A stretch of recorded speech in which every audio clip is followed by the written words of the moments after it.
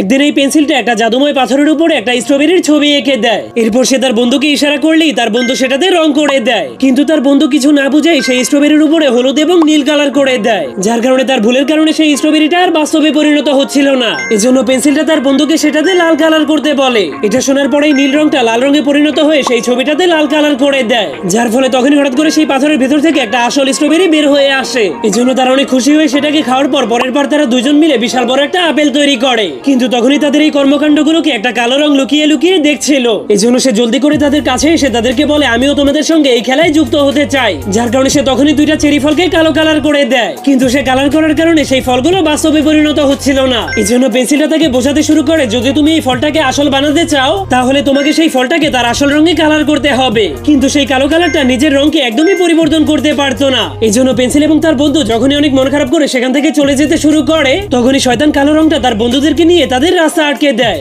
এরপর অনেক রেগে পেন্সিলটাকে বলতে শুরু করে, আমার জন্য কোনো কালো রঙের ফল এঁকে দাও। যা শোনার পরেই পেন্সিলের বন্ধুর মাথায় একটা আইডিয়া চলে আসে। এজন্য সে শয়তান কালো রঙগুলোকে উচিত শিক্ষা দেওয়ার জন্য পেন্সিলের কানে কানে সবকিছু বলে দেয়। যা শোনার পর পেন্সিলটা তার কথা মতো অনেক বড় একটা বল এঁকে দিলে সবগুলো কালো রং মিলে সেই বলটাকে কালো কালার করে দেয়, যার ফলে তখনই সেখান থেকে একটা আসল বল বের হয়ে আসে। কিন্তু যখনই কালো রঙগুলো সেটাকে ভালো মতো দেখে তখন তারা বুঝতে পারে সেটা কোনো ফল না, সেটা ছিল একটা ভয়ঙ্কর বম। এটা দেখে যখনই তারা অনেক ভয় পেয়ে সেখান থেকে পালাতে যাবে তখনই সেই বমটা ফেটে তাদের উচিত শিক্ষা হয়ে যায়।